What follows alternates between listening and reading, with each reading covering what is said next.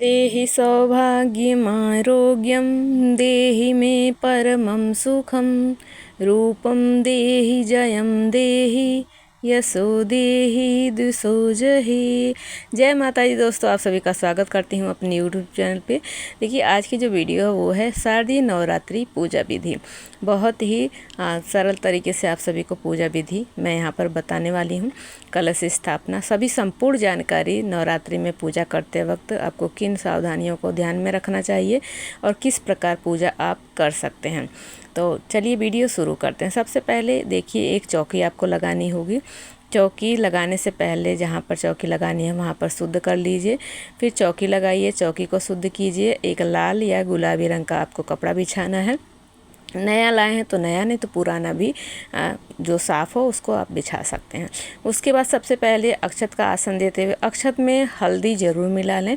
आसन देते हुए माता की फ़ोटो या प्रतिमा है तो प्रतिमा को स्नान करा लें, नहीं तो फ़ोटो को विराजमान करें। उसके बाद कलश की स्थापना करेंगे। तो कलश की स्थापना ज्वारे के ऊपर की जाती है, तो इसलिए सबसे पहले पुष्प या अक्षत का आसन देते हुए हम ज्वारे जिसमें उगाने हैं उसको रखेंगे। फिर उसके ऊपर कलश की स्थापना करेंगे। कलश कैसे रखना चाहिए मेरे चैनल पर वीडियो मिल जाएगी, चाहे तो आप चेकआउट कर सकते हैं। सही विधि, क्योंकि पूजा देखिए 9 दिन तक हम व्रत उपवास करते हैं, पूरे एक साधना होती है 9 दिनों की। अगर उसे सही विधि से ना की जाए तो पूजा का हमें पूरा फल नहीं मिल पाता है। तो उसके बाद कलश स्थापना के बाद गणेश जी की हमने स्थापना की अक्षत के आसन देते हुए। फिर हम यहाँ पर करेंगे 9 ग्रहों की स्थापना। अगर आपके पास 9 ग्रह हैं, फ़ोटो है, तो वहाँ पर आप स्थापित कर सकते हैं, नहीं तो आप सुपारी पर भी 9 ग्रह की स्थापना कर सकते हैं। तो यहाँ पर 9 जगह चावल जो अक्षत है, अक्षत का ध्यान रखें कि वो टूटे नहीं होने चाहिए, अखंडित होने चाहिए। तो यहाँ पर 9 सुपारी हम रखेंगे 9 ग्रहों के रूप में।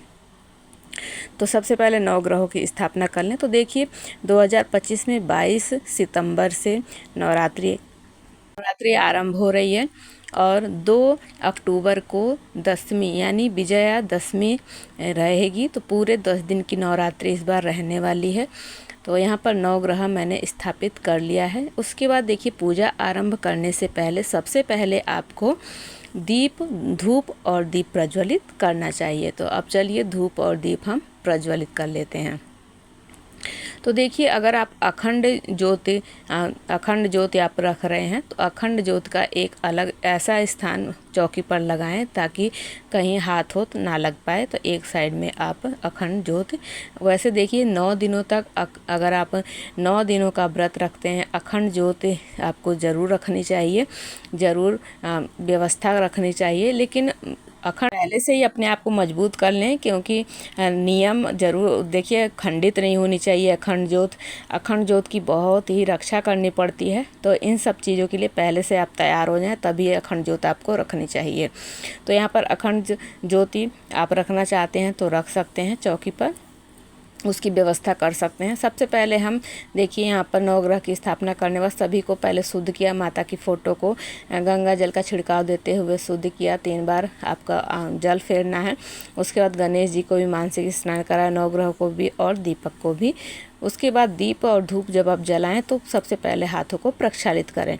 और 9 दिनों का अगर आप व्रत कर रहे हैं तो व्रत का संकल्प अवश्य रूप से लें। जैसे भी आप व्रत करना चाहते हैं, निराजल, एक टाइम भोजन, जैसे भी। नवरात्रि का व्रत देखिए सभी को ज़रूर रखना चाहिए, चाहे वो खाकर ही एक टाइम भोजन करके ही क्यों ना रखें। सात्विक रूप से भोजन करके भी अगर सामर्थ्य शरीर का नहीं है तो आप एक टाइम भोजन सात्विक करके भी 9 दिनों का व्रत रखते हैं। अगर आप नवरात्रि व्रत कथा पढ़ते होंगे तो आपको ज़रूर मालूम होगा कि 9 दिनों का नवरात्रि व्रत सभी मनुष्यों को अवश्य रूप से करना चाहिए। सबसे पहले हमने गणेश जी की पूजा कर ली।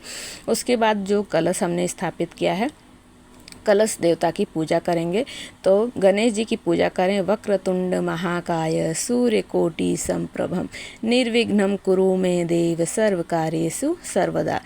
जो हमारे कार्य हैं, जो हमने पूजा का जो हमने नियम लिया है, उसको निर्विघ्न पूरा करेंगे गणेश जी भगवान विघ्नहर्ता। तो सबसे पहले गणेश जी की पूजा करें। उसके बाद हम कलश की जब पूजा करें, ओम वम वरुणाय नमः बोलते रहें मन में और पूजा करते रहें। उसके बाद माता की पूजा करेंगे। तो माता को तिलक लगाइए, माता को सिंदूर का तिलक भी लगा सकते हैं, रोली का तिलक भी आप लगा सकते हैं। अक्षत समर्पित किया, पुष्प समर्पित किया। देखिए माता को 9 दिनों तक आप कमल का पुष्प चढ़ाने पूरे 9 दिन चढ़ा सकते हैं। गुड़हल का पुष्प माता को प्रिय है, वो आप माता को चढ़ा सकते हैं। तो अगर आपको जैसे कमल पुष्प नहीं मिलता है तो कमल गट्टा भी आप डेली एक एक माता को चढ़ा सकते हैं। और उसके बाद हम करेंगे 9 ग्रह जो हमने स्थापित किया है, 9 ग्रहों की पूजा करेंगे। उसके बाद तिलक करने के बाद 9 ग्रहों को वस्त्र रूपी कलावा समर्पित कर दिया है। देखिए नवरात्रि व्रत जब आप करते हैं तो नवरात्रि व्रत हमें कुछ नियम होते हैं नवरात्रि व्रत के। जब से कोई आगे का रखता है, कोई पीछे का रखता है, कोई पूरे 9 रखता है, जिसका जितना सामर्थ्य होता है, लेकिन व्रत सभी को रखना चाहिए। और नवरात्रि व्रत में जैसे एक टाइम आप नमक का सेवन कर सकते हैं। इसमें ऐसा नहीं है कि केवल मीठा खाकर ही आप नवरात्रि व्रत कर सकते हैं। उसके बाद हमने भोग लगाया, 9 ग्रहों की पूजा की। और देखिए सभी को इत्र ज़रूर लगाइएगा।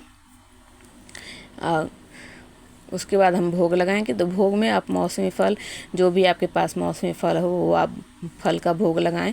माता को देखिए बतासे का, लौंग, इलायची का भोग प्रिय है, तो वो भोग लगाएं माता को। डेली अपने पूरे 9 दिनों तक डेली अगियारी भी आप कर सकते हैं गाय के उपले पर। और देखिए लौंग इलायची का जोड़े का भोग जरूर लगाएं। पान के पत्ते पर माता को सुपारी, 2 लौंग, 2 इलायची का भोग आप लगाएं। लौंग जो लेंगे वो फूल वाला होना चाहिए, इस बात का आपको ध्यान रखना चाहिए। अब माता को श्रृंगार सामग्री समर्पित करेंगे। तो ये श्रृंगार सामग्री आप पहले दिन ही समर्पित कर सकते हैं, नहीं तो अष्टमी तिथि पर जब आप खोइछा भरते हैं तब आप समर्पित माता को कर सकते हैं। श्रृंगार सामग्री घर के मंदिर में आप चढ़ाएं। फिर माता के मंदिर अगर जा सकते हैं तो वहाँ पर जाकर माता का जब अष्टमी पर खोइछा भरते हैं तो वहाँ पर श्रृंगार सामग्री आप दे सकते हैं। और उसके बाद पूजा में दक्षिणा ज़रूर समर्पित करें। दक्षिणा बहुत ज़रूरी होता है, तो इसलिए दक्षिणा ज़रूर समर्पित करनी चाहिए। और यहाँ पर अब हम देखिए माता को कोई शुभ चीज़ ज़रूर समर्पित करें। जैसे गोमती चक्र हो गया, कमलगट्टा हो गया, और कौड़ी हो गई, पीली कौड़ी। अगर सफ़ेद मिलती है तो उसको हल्दी में रंग लीजिए, माता को समर्पित कीजिए और माता लक्ष्मी की इससे कृपा मिलती है। और देखिए माता को सिंदूर ज़रूर अर्पित करें, और जो सिंदूर आप चढ़ा रहे हैं माता को पूरे 9 दिन तक वहीं रहने दें। यहाँ पर माता को सिंदूर आप 2 बार लगाएं। उसके बाद जो आपने उंगली में लगाई है वो अपने मांग में आपको लगा लेनी है। तो इस तरीके, और जो सिंदूर आपने लगाया है, जो आप लगाते हैं पीला लाल, वो माता को लगाएं। उसके बाद देखिए हम करेंगे कपूर से आरती। तो देखिए अखंड दीप अगर आप रखना चाहते हैं तो अखंड दीप आप घी या तेल दोनों में से किसी का भी रख सकते हैं।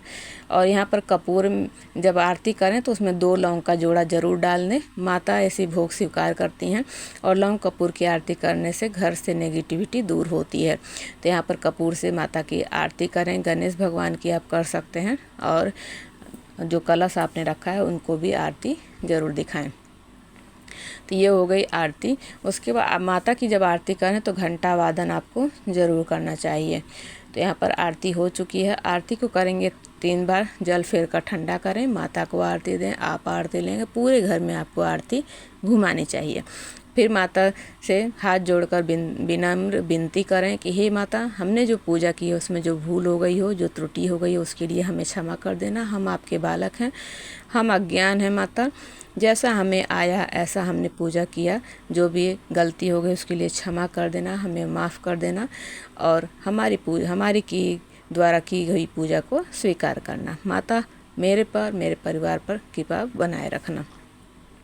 इस तरीके से आपको प्रार्थना करनी है, और ये हो गई है आपकी पूजा संपन्न। आई होप आप लोगों को पसंद आई होगी। तो चैनल को सब्सक्राइब कीजिएगा, वीडियो को लाइक कीजिएगा। जय माता दी।